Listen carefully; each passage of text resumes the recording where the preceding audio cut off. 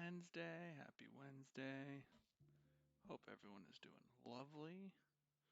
Cheers to start us off. Hmm. What's everyone drinking tonight?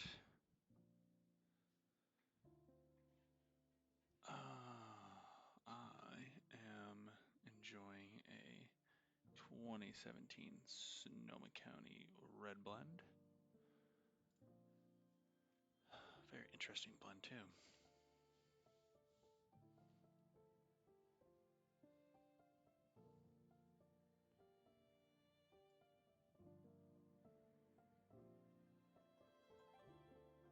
Digging some music right now. Let me know if the music is a little loud or not. Oh, hey-oh. Hey-yo to my sisters in the chat. Thanks for joining. Oh, uh-oh. Stand is not working right here. Got cords everywhere. Oh. Alright. Okay. Again, cords everywhere. All over the place.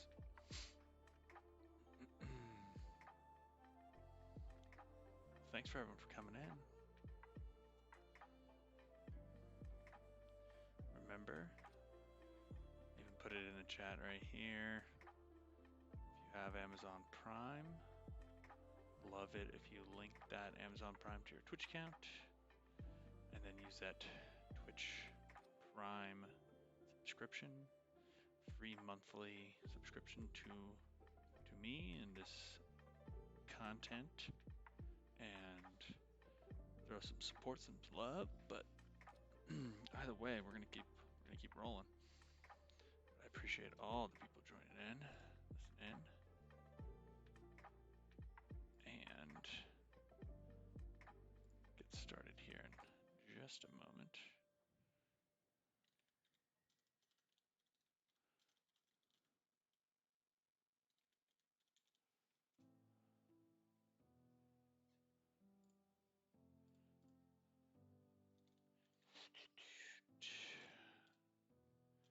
Took a bunch of notes, but my handwriting is garbage. So I need to pull up all my junk. Make sure we are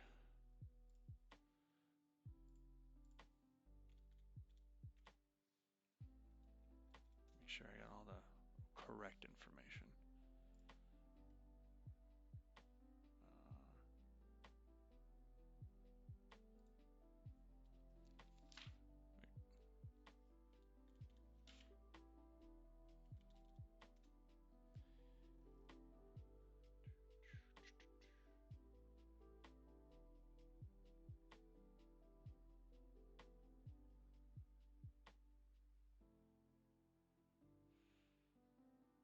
Got some new follower. Thank you, sir.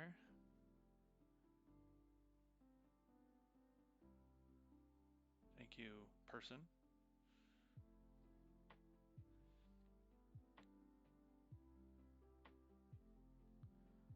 Okay, come on now.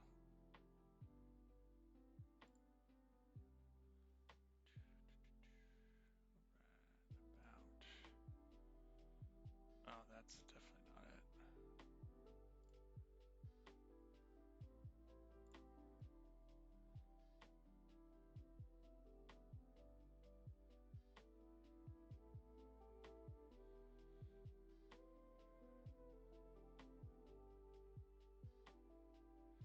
Frag, thank you for the follow. Appreciate.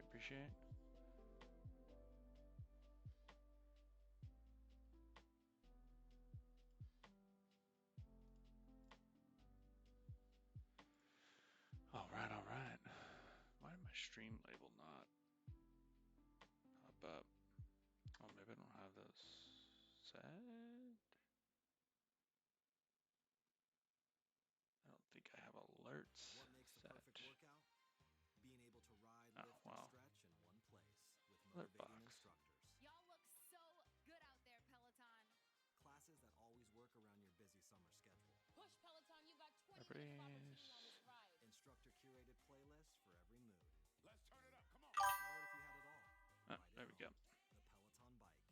test, little test. And now from home. Sorry about Visit that. onepeloton.com to learn Shrink more. this puppy down. Oh, that's a nice little. Fellas, you can't let her keep doing this. Taking your Old Spice deep hydration with Okay. Advil body wash. It's All right, tonight. I got a little too much volume in my earballs. All right. Well, welcome to the stream. Welcome to the education on wine. Tonight we're actually talking about all the education that you can be getting out in the industry, in the world of wine, all the different What a vibe. avenues, I love all the how different board members certifications. all sound so I'll talk a little bit about And I'm my Allison own Coy. On our show, experience Wine and Share, we get to feature full songs alongside their stories qualifications, I guess, realistically, as well as Music Plus Talk Show, a new type of show created with Spotify's free podcasting platform, Anchor. With Anchor, you can add any Spotify Alright. song into your episodes Volume. and combine them with talk segments Words. that you use to create a Music Plus Talk show. Want to make your own? It's easy. All you have to do is head to anchor.fm/musicplustalk and download the Anchor app. You know what? I'm going to turn off music so we don't hear that. Lauren, you have lots of volume issues, but I can turn it up, see if that helps. I don't want to blast out too much. Let me know. Let me know if that helps. Okay, yeah, I just need to turn it up. I'm just looking at the sound levels on these things and never sure like how loud is too loud. So thanks for the heads up. Okay. So there's that.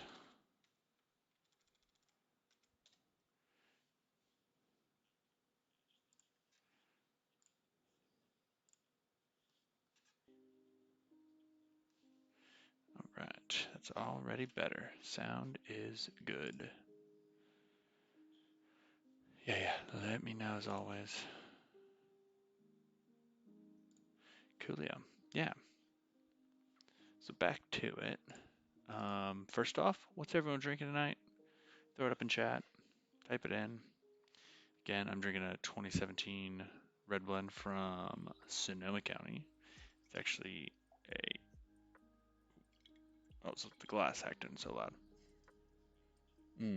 It's a 60% Cabernet, 22% Malbec, 15% Syrah, and 3% Viognier.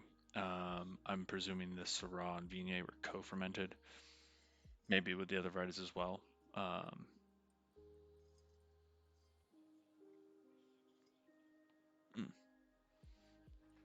My dog's having a dream over there, so I keep hearing a.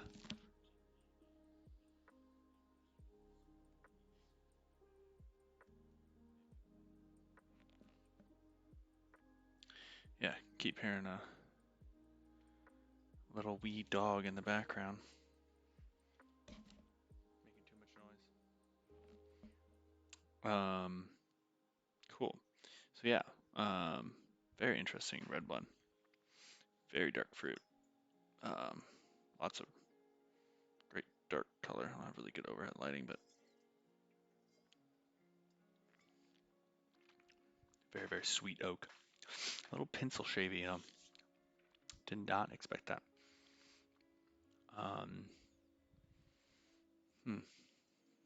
The weight kind of falls off. We got a little Kirkland Rosé and a little Robert Hall Sauvignon Blanc. All right. Yeah, so I'm drinking a red blend from Rowan Wine Company, which is actually a part of Rodney Strong that was given to me as a gift. So very, very interesting wine. All right. A couple more things I need to pull up. So sorry. Got a lot to talk about. All right. So wine, education, where to get it, where to find it, how to dabble your toes, how to get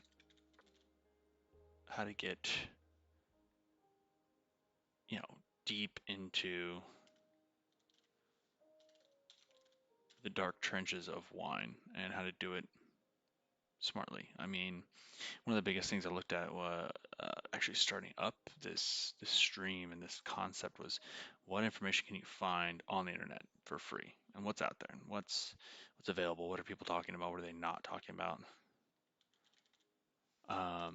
And I've actually found some interesting stuff, and I think it's a perfect avenue to kind of talk about that.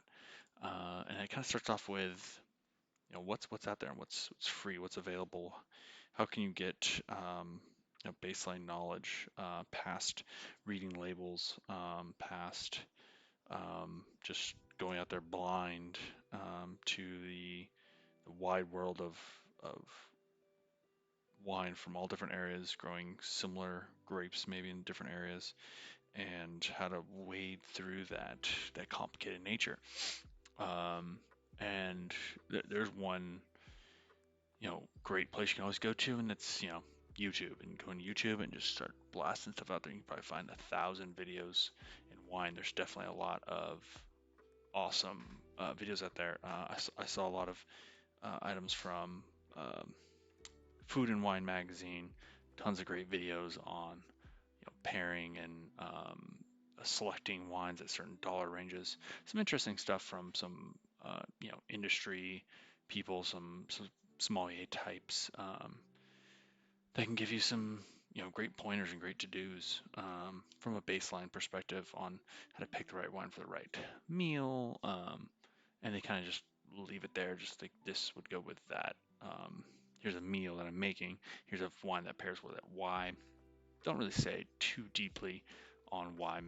A lot of times I just see that they're going off of very classic interpretations of food pairings, which are correct for most reasons. But if you want to dive deeper into that, what other free resources are there out there? And one of my favorite ones is Wine Folly. They have some excellent guides from beginner to more in-depth guides, from wine regions to grapes and varieties to glossaries and terms, as well as beanie weenies. I think a great Paso Tempranillo would go great with some beanies and weenies. Mr. Fisto always coming in with some great comedy. Thank you for that. It feels hotter in my house today than normal.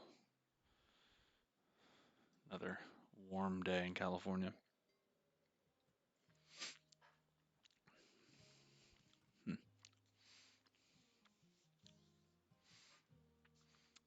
Yeah, so Wine Folly. Some really great guides, some really great visualization of what you're looking at, of how to interpret things through some kind of cutesy art. They go from the basics all the way down deep into very obscure, very unknown varieties that you'll probably never come across unless you really spend the time and go hunt for them. And that can be great, and they have great resources. You can just search in their thing, Wine Folly, Folly. Really, really interesting way to go down that route. I mean, there's so much. They have even great Instagram and YouTube stories on tastings of very interesting areas and regions and wine styles and pairings and all these different things. They have a lot of things to buy, like wine maps and tasting sheets and tasting books. I have a tasting book. It's not actually, it's in my car right now, but they have I use it. It's just a tasting journal that gives you just multitude of pages of the basic format in which you want to maybe catalog what you're tasting when, so you can recall it maybe a little bit better or come back to something. So each page basically is it's a single-sided paper, and then it just says gives you the information on the wine as far as you can tell, the producer, the name or classification, the variety of varieties, the date, obviously, the region, subregion, country, and vintage of the wine, then even going into other subsections of how does the wine look, how does the wine smell, how does the wine taste, and giving you a little bit of variations as well as open-ended things. So like on the look column, it has like a red, white, and rosé column in terms of the intensity of red, white, and rosé. Is it pale, medium, or deep in each of those three categories? And then even going deeper into those, past that, from the intensity into the hue, is it a deep purple hue? Is it a ruby or garnet or tawny on the red side, or straw, yellow, gold, amber on the white side, or is it pink salmon or copper on the rosé side? So you can I usually just underline those things. I wish I would have, well, I could go get in my car.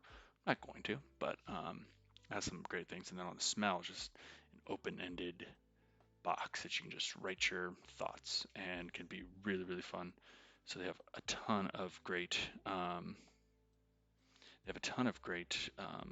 tools and accessories when it comes to tasting and learning, giving you aroma wheels and charts, tasting mats, actually some really cool graphic art that if you want to put it in a frame and put up on your wall, some really great stuff. Obviously, it's actually not too expensive either, so that's also really nice. They have even bundles of things along with their books. But back on their educational side, they have just a great top level view of a lot of different styles and areas. They don't really go into producers, which I like. They kind of keep that out of the realm on their website and some of their other items on their Instagram and YouTube stuff. That they kind of dive a little bit deeper into some very specific things.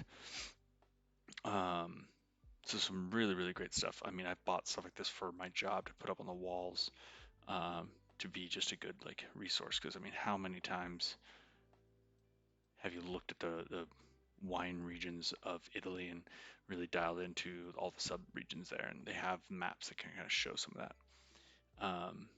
They have guides on how do you better develop your sense of smell and taste. How do you, taste the real difference between a flavor versus the actual taste of something. How to write better tasting notes. All these different little things they have on their website. They have guides on how to savor a champagne bottle, how to pour a wine without dripping a bottle. A lot of really, you ask, they answer questions in a really great format. I mean, the owner of this has really done a great job over the years developing some great content. So kudos to them on doing that. They have great buying guides. They even have like if you want to become an expert, how do you do that? Hidden Leaf, are there any certain regions better for certain types of wine? There are, I wouldn't say types of wine, but I'd say types of grapes. There are grapes that definitely thrive in cooler climates versus warmer climates. There's regions of the world where you're going to freeze the grapes on the vine, so you need to be somewhere where you have a really, really hard freeze, so you can produce what they call ice wine because it's frozen in ice, and you're going to make this very concentrated sweet wine versus something like what I'm drinking right now, this Sonoma Cabernet, that's very warmer climate, drier, to build a red wine with concentration, color, tannin, ripe flavor, higher alcohol from that ripening of that sugar. And you pair that regionality with the proper grapes that are going to go in the ground and the proper viticultural practices to get you there.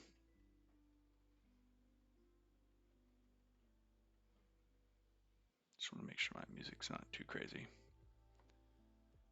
If anyone does have any audio problems, let me know. I can try and speak more clearly. Probably won't too much, but I can definitely try.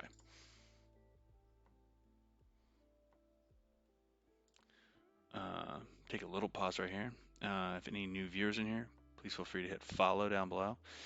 Any followers out there that are Amazon Prime users, feel free to find the link that I'll put up right here through my other account. Right there. Send those Twitch Prime subscriptions my way if you're so inclined.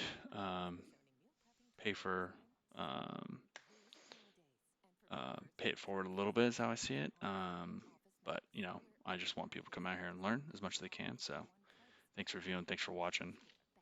So let's get back to it. And just kind of divulging real quick off the topic is, I always thought about like, why would someone want to learn more about wine? How could that help? How could that be interesting? And that's kind of what I wanted to start this whole adventure on. Now 11 episodes in talking about this. My chair's going all over the place. I think there's a multitude of aspects that can help you. Really, my main focus is how to give people better confidence in purchasing wine, buying wine at a restaurant, as well as understanding the differences between inexpensive wine, expensive wine. How can they navigate the multitude of options of $10, $15 bottle, $20 bottle, 25, 30, all the way up to $100 bottles? How do you navigate that space? How do you not get bamboozled out of spending $50 because things to be better than the $25 bottle wine, which it could be, but you could also thoroughly enjoy a $10 or $15 bottle of wine if you have the right social experience. And that's another aspect of wine education that can be really interesting, that it can really enhance those social experience of understanding, where these wines are coming from, knowing how they're produced, how they're, what they're made for, and that's enhancing that social experience through meals, through times with friends and family. I mean, that's exactly why I got into wine in the first place, is that concept. And there's definitely a lot to that. And so, once you get past those first two, it really comes down to, maybe helping you better enhance your ability to smell and taste wine, as well as smell and taste food. A lot of these things are very they're transmissible into all different things. Understanding what you're smelling, where you're perceiving that, why you're perceiving it. We'll probably should have done this already, but I'll probably do a whole like physiology overview of olfactory and taste buds and how that interacts in the brain. That's a little bit I have to get back into my college mindset without some notes probably to get down to that one. But there's definitely a lot of interesting aspects of once you understand like what you think you're tasting, you're more likely smelling, as that's a more important facet. We'll get to that another time. And then I think lastly, better understanding wine and having a better education of wine can also give you some, it can be a great satisfaction and challenge, because there are consistently so many new wines on the market that could be the same as something else on the shelf, depending on price point. It could be from the same producer, but maybe another subset brand, and knowing how to understand that. And then that can be relayed into how to better have that enhanced social experience and time. Hidden your question down here again. What are good starter wines for someone that's just getting into it without turning them off? There are plenty of well, one, I'll tell you what wines not to go with. Buying the cheapest wines on the shelf, never a great idea. Seeing wines for sub $5, say $4.99 down, is something that you want to probably stay away from, because you'll be easily turned off. Visto, with a great recommendation. Liberty School, that is a great wine. Trying to remember who makes that one. Hope Family. Yeah, so Austin Hope makes that wine, and like Vista said there, for $12 for a Cabernet, it is smoking good Cabernet. Um, Hidden, you also know a guy who works at a winery, so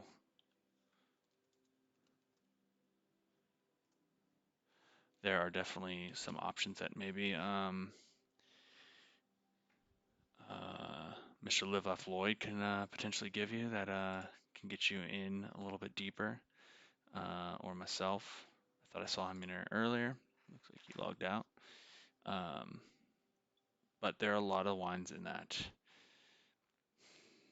I would say, $7 to $10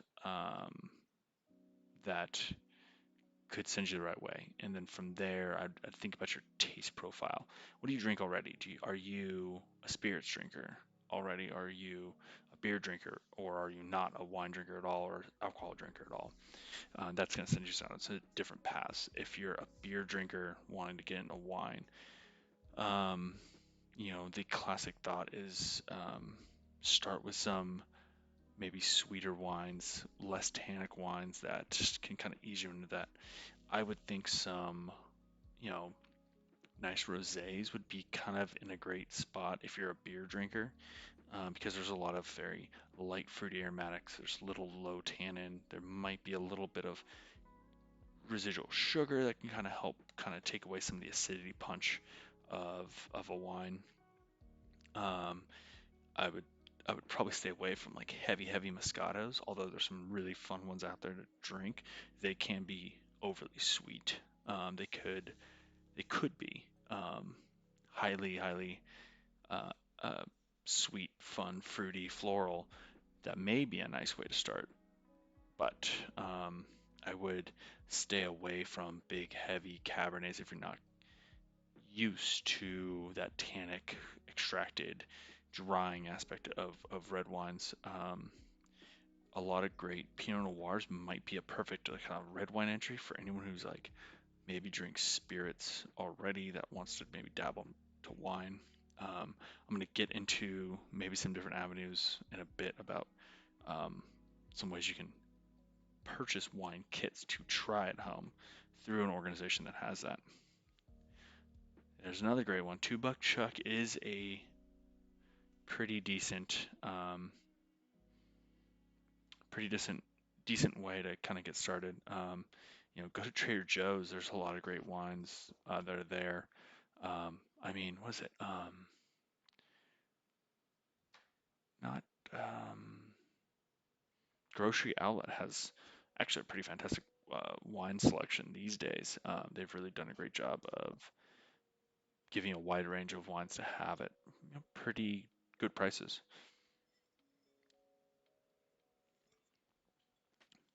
All right, so we talked about Wine Folly. Great resource, free. Um, like I said earlier, you could also just start typing into Google. You could tell your friends about this stream, get some more people here, get this going faster. I could be doing these all the time and really just giving you all the fun knowledge and trying all different wines, all different price points. That's the plan. I'll be doing that one way or another, but right now I'm only doing it once a month because until I can make $1 million doing this every single day,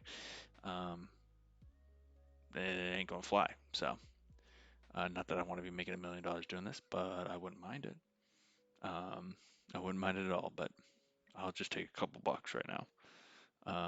Or maybe just your satisfaction of learning something about wine. That could also pay the bills, at least the bills in my heart.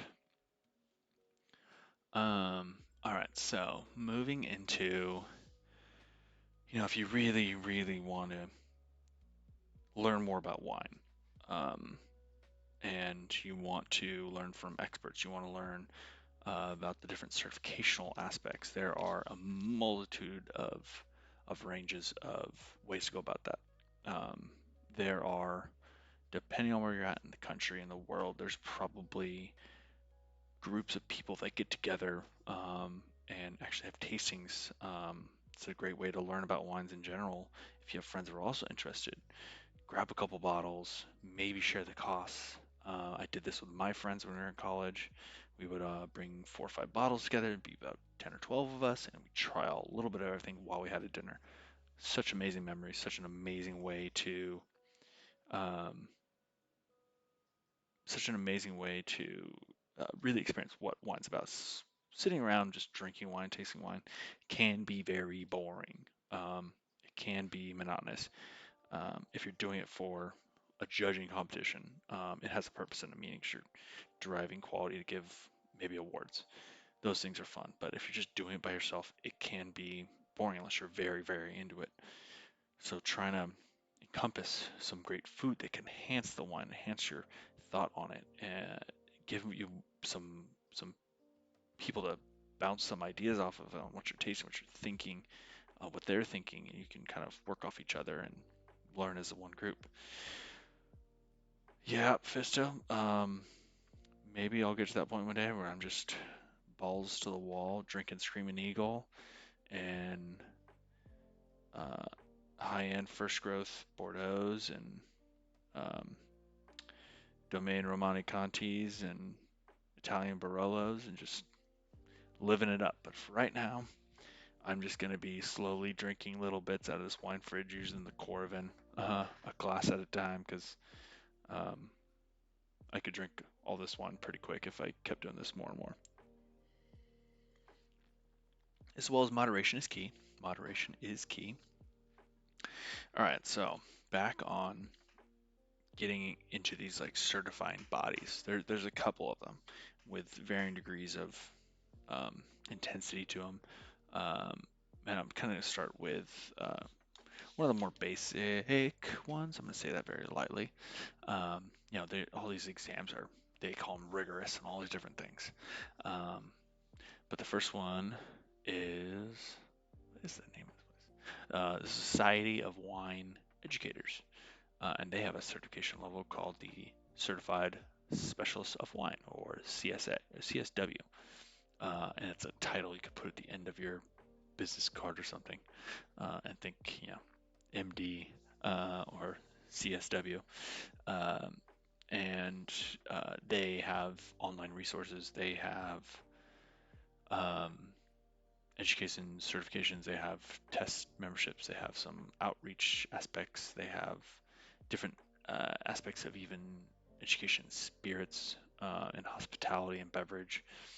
Some great stuff there. I would think it's very entry-ish level, but it gives you a broad gamut of everything. So that's the Society of Wine Educators. There's just one level, I guess. Well, there's two levels. They have the Certified Specialist of Wine, and they have a Certified Wine Educator, which is the first one. The CSW is a prerequisite for the CS or CWE, which as you progress through, things get a little bit more detailed. Things get a little more in depth, zoomed in on. It's not so high level, but more niche and all that. The next is one I think is really great because there's so much to it. There's the Wine Spirits Educational Trust, or WSET. Now, this body has a multitude of avenues you can learn through because they have other organizations that feed into them as a part of the educational system, to where you can study in different parts of the world and still get that qualification through study and examination. And so with the Wine Spirits Educational Trust, they have in wine, they actually have 4 levels. They have level 1, 2, 3, and 4, and then they actually have levels 1 through 3 in spirits specifically, basically in all distilled spirits there. And then they actually have added in the last couple years levels 1, 2, and 3 in sake. Sorry, 1, 2. Actually, I only see 2 in sake. Maybe there's level 2 in sake. I see levels 1 in sake and level 3. Maybe they skipped 2. I didn't go that deep there, but in the wine side, they have these 4 levels with increasing difficulty, increasing amount of time and study and effort and expenditure that goes into it. And so just a little background. A lot of these organizations have all been founded in the United Kingdom, oddly enough. Most of them founded in the 50s to 60s. So the WSET, or Wine Spirits Education Trust, was actually founded in 1969.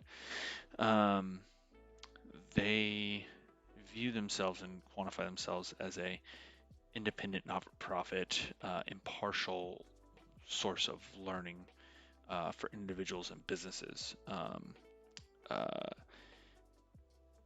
One of their interesting trustees to the organization is another organization I'll talk about, which is the Institute of Masters of Wine.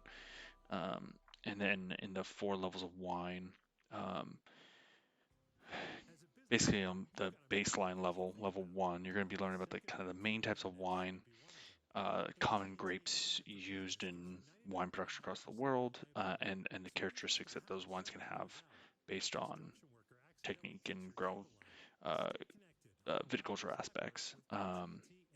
Basically how to store and how to serve wine, the principles of food and wine pairing, and then how to describe the taste and flavor of wine using their little rubric they have, which they call the Systematic Approach to Tasting, or SAT. And so for that baseline level 1, where it's basically about 6 hours of study, and you can pass that test, or should be able to.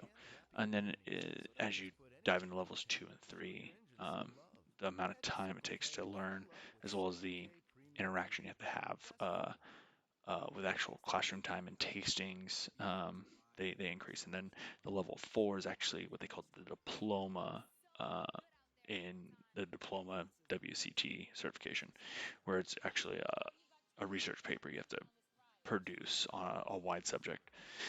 So that's that organization. And now, one of the biggest things I want to talk about is the Institute of Masters of Wine and the Court of Master Sommeliers, the MW and the MS. And what the differences are is most people have heard of Master Sommeliers or Sommeliers. And so we'll actually talk about the Court of Sommeliers first, as it's mostly known by a lot of people. And people see these very fancy people talking about sommeliers, and there's been documentaries about them. There's been they get a little bit of notoriety on their abilities, rightfully so. So the one thing to think about these organizations is that they've developed this very intrinsically difficult and in-depth study rubric you have to understand before even taking the test, as well as you have to have many prerequisites to even start in the system. And so in the Court of Master Sommeliers, there are 3 different levels before the Master Sommelier. So you have the introductory course, or level 1 sommelier. Then you have the certified sommelier level, and then the advanced sommelier level. And all these levels are just leading up to the Master Sommelier thing. A lot of people maybe will work up to the advanced level and stop there, and not take the time and effort to go to the master level, as the amount of time and resources you have to have are ever increasing at that point. But one of the biggest aspects that you learn from this introductory course is the real theoretical knowledge of the world of wine and beverages in general. Beverages, so a little bit of everything comes of beer, spirits, and sake, as well as the different aspects of working in the hospitality sector, so in restaurants and bars and wine curation. Um, and so these courses and examinations are pretty steep in pricing. The first level is like $700. There's an online version as well where they actually send you wine kits to be tested on. Because you do have a written exam or a question exam, and then a tasting exam as well. So very interesting. And as you get into the um, as you get into the higher echelons of this, you get a little more detail and a little more in depth with what you're required to know and understand,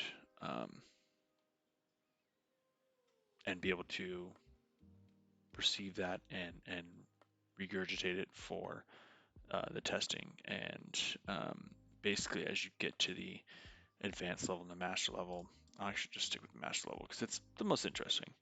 And so the master level, while the classes for these aspects are, you know, maybe $1,000 to take the class and take the test, the amount of time and effort and resource you have to go into studying, drinking, or tasting wine, I should say, could be exorbitant, because of what you're required to learn and what you're going to be tested on to become a master sommelier. And you'll see when I talk about the Institute of Masters of Wine, it's very similar on that, highest level. And so the master sommelier diploma examination is kind of broken into three parts. One is the theory, what does a sommelier need to know? And so you need to know basically all the wine areas of the world and their products. You have to know all the principal grapes and winemaking styles that are of use from modern modern times back. A good region to understand the differences of the changes that have happened over the years, and even knowledge of uh, different styles of wine, whether it's fortified or ice wine or sparkling wine, and as well as understand and be able to describe, the methodology behind producing these wines, as well as spirits, liquor, beer, and ciders, and the different variations of styles that contain throughout the world. And now there's even a little aspect of cigar production. Once you get to these upper levels, you're actually thinking about cigars, and their production, as well as all those different items and their um, proper storage and proper serving of these items to a consumer. And so part two in the Master Sommelier Diploma examination is actually the practical restaurant service and salesmanship. How do you actually sell these products to a person, discuss the menu content and the wine list, recommended wines to a company of a wide range of foods, to understand for vintages and varietals and characteristics that compare well with a specific menu you may be working with. How do you present wine? How do you decant wine? How do you properly pour wine, put them in the proper glasses, the proper etiquette behind all that, as well as brandies, liqueurs, spirits. And then the last part three, which is the most interesting, is actually the practical tasting, where I believe they get 6 wines to taste, where they have to identify um, the vintage, varietal, country of origin, the district, and appellation of origin of those 6 wines. And I believe the vintage is plus or minus 1 year. And you could be tasting wines from maybe the 70s and the 80s, the 90s, the 2000s, and more recent. And I think there's a little bit of wavering with, uh, they're not going to be giving you a crazy blend like I'm drinking right now, or at least, a Sonoma County red blend that's Cabernet, Malbec, Syrah, and Viognier. They'll maybe give you like a blend um, from Italy. There might be, yeah, okay, I yawned once. I'm so sorry. It was a long day. Let a guy yawn. I'm actually kind of hungry again, so yeah, love you too. So back on this identification of these wines, there is, they're basically going to be able to sit wines in front of these people, give them 6 different wines that could be a variety of vintages, areas, appellations, and from different parts of the world throughout time, and they have to be able to identify those. And so there's, for the quartermaster sommeliers, I think there's only 279 currently alive certified sommeliers. So very, very few pass this test or have passed this test since they formed in 1969. Yeah, 269 worldwide master sommeliers. So very, very difficult to do. There's again documentary. Who's the toughest som? I don't think there are tough sommeliers, although I could be wrong. And now, kind of migrating to the different end of this, also very difficulty of acquisition, is the Institute of Masters of Wine. So very similar in terms of its founding. Actually founded first in 1953, again, UK.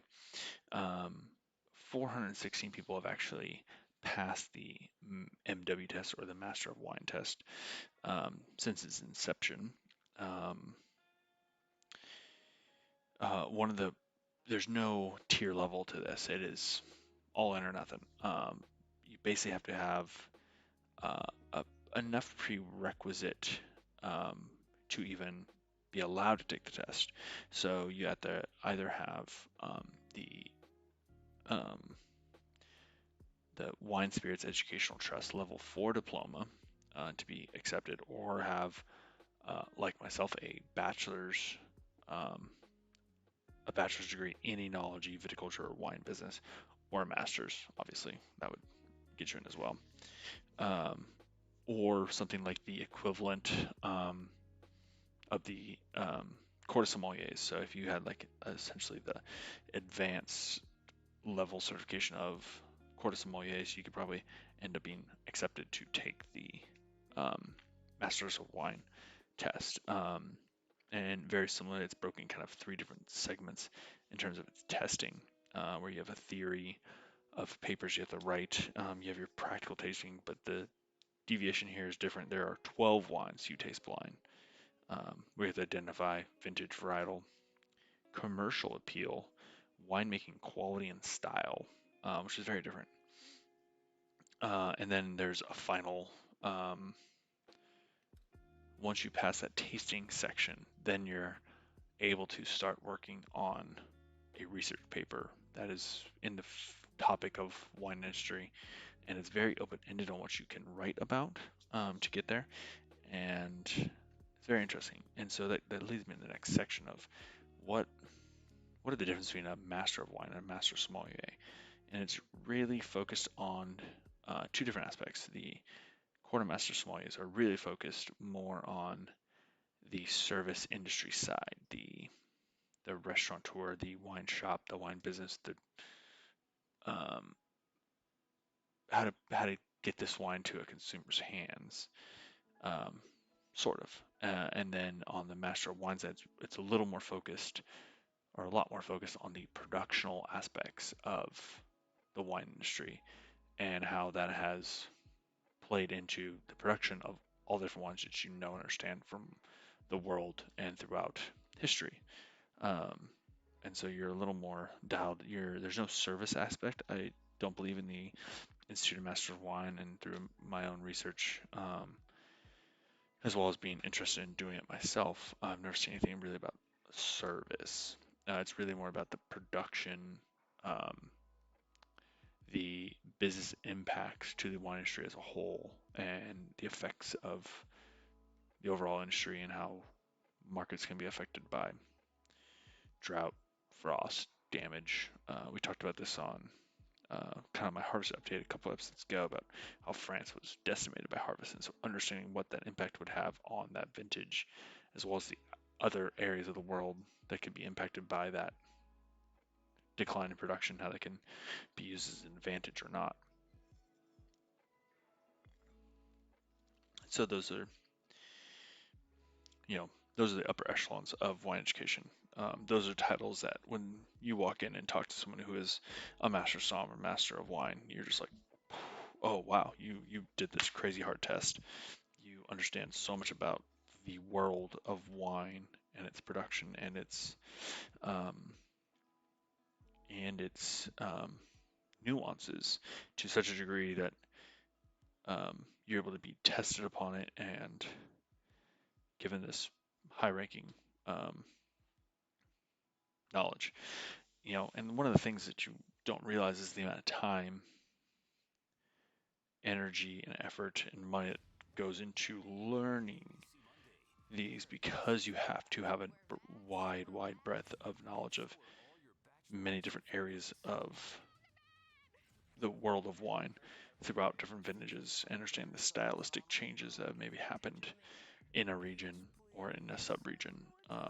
And you have to understand, be able to regurgitate what you had tasted and be able to recognize that again. Very crazy, very different, but it's repetition. It's being able to taste something, quantify when that wine was produced in from what area, what variety, and in the master of wine side, how is it going to be assessed by a consumer and the appeal of that, as well as what was a winemaker doing to that wine at that point. Really, really crazy stuff when it comes to that. Um, well, I guess lastly is to really talk about the collegiate aspect of wine education, and you know through my own um, through my own education and how I got to where I am is kind of where I want to finish this up. Um, so yeah, there are a couple of collegiate avenues when it comes to learning about wine. There's um, a handful of schools that have uh, baccalaureate degrees in the fields of wine, whether that's wine making, enology, wine growing, viticulture, or the business side, wine business.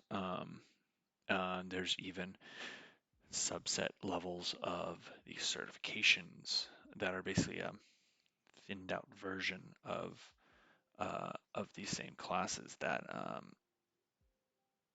don't cover the full breadth of a Bachelor of Science degree, but give you, you know, 90, 80% of that, the baseline knowledge to be able to act as a winemaker like myself. So I got my bachelor's degree in enology from one of these schools, the California State University of Fresno, where I live, which is that way a little bit.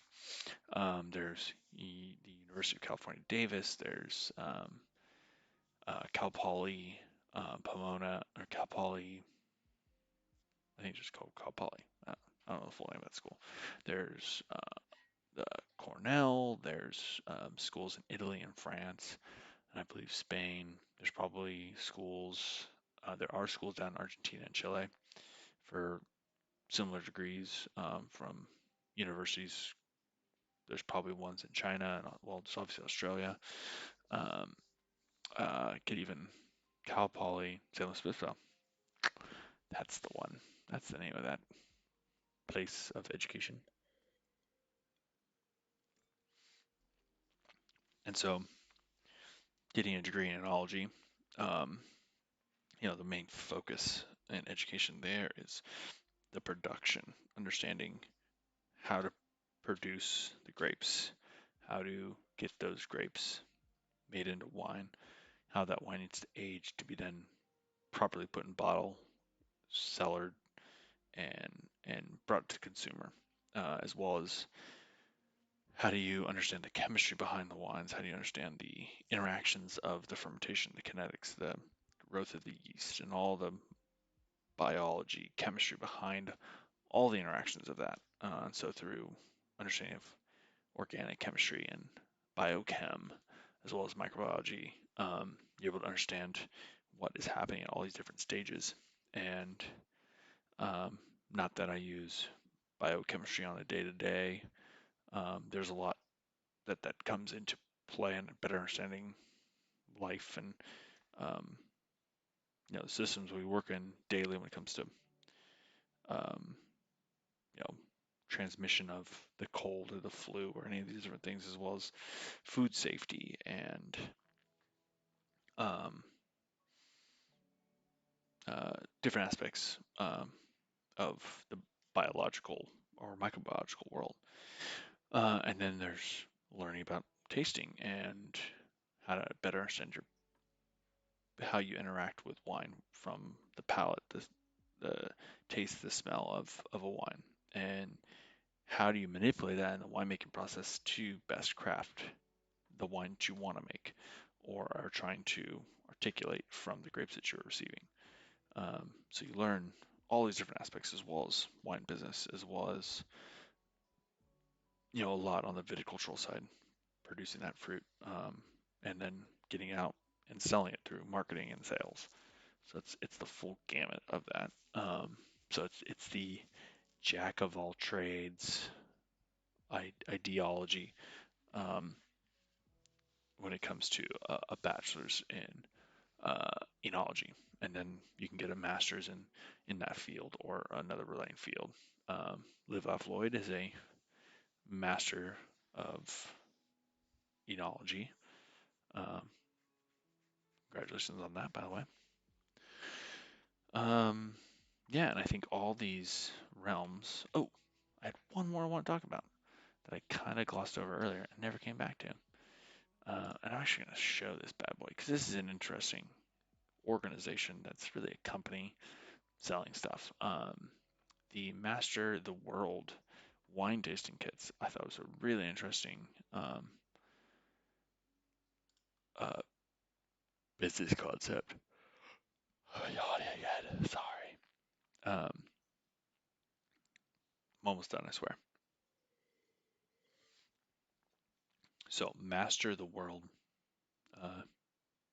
mtwwines.com, where they have little 187 milliliter bottles, which are basically a glass and change,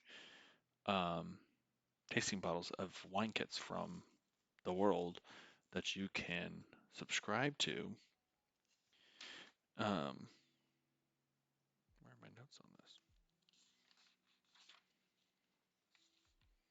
I wrote them down. Oh well. Where you can basically get a monthly kit of wines sent to you that the label um, the label is blank until you peel it back. You can see what the wine is, and you can use the resources they have to learn about wines, as well as different areas of these wines before and then after tasting. So really interesting comment. The one aspect to this, it's like $840 a year, but you get 6 wines every month from all different areas that are handpicked and pre-tasted by a master of sommelier panel that they classify these as benchmark grape varieties from renowned wine regions all over the world. So you're able to taste a lot of things from a lot of areas. I'll actually throw this up on the screen real quick.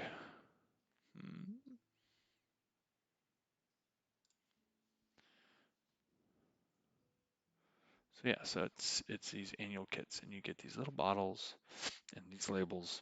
They have the variety of wine, where it's coming from, and the vintage inside the label, and you can peel it back.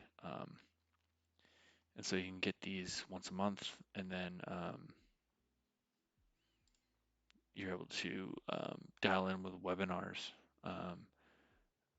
to understand and sharpen your senses when it comes to your wine palate. So pretty interesting. Here are the founders. Here's these people.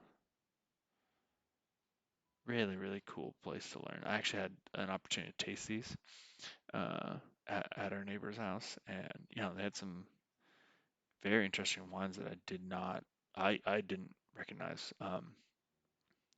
at least in terms of the varietal in the area. I was a little bit all over the place because I didn't realize that they really did have wines from all different areas. There were a lot of there were Italian wines, there were French wines, there were, I believe there was a Chilean wine in there. So it has a breadth and width of wines from very interesting places. Really, really cool avenue. If you want to just explore without having to buy a whole bottle, without really knowing what you're buying, you're able to get that as well as have the resource to learn on the backside of why these wines are that. And they have these, these webinars on this kit that you receive on these monthlies, and you can just jump in and probably be able to. It looks like you can zoom in on, get a Zoom meeting and have some interaction. So really, really cool. I wish I would have came up with this idea because definitely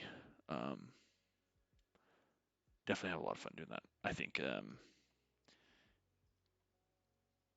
now with Zoom and all these different things, it's a great way. But maybe they could upgrade to maybe a Twitch stream on these and join the wave of the future. But that is it. I'll probably end up buying one of these kits and doing it on here. So I think it'd be really, really fun to kind of see at another date and time, because it's a pretty cool setup. All right. Well, that's the whole shebang, people. If you have any other questions, let me know in chat. As always, I really appreciate everyone really jumping in and chatting it up and talking while I ramble on about this topic of wine education. Hope people learn some stuff and maybe got some ideas on, a way they can find some new venues to explore the world of wine. That's what I'm here for. That's what I want to do. Now, if I can just get,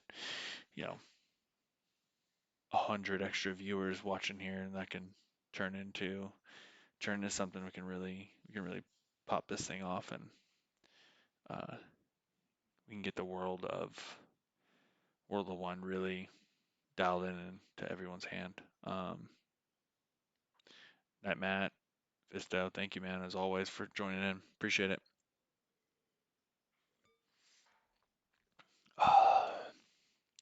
Happy harvest as well to you. It is that time as well, everyone. It is harvest time in California, and it's getting ready to rock and roll. So these may end up getting a little bit shorter as we move into it, because I'm gonna be tired. At least I think I'm going to be.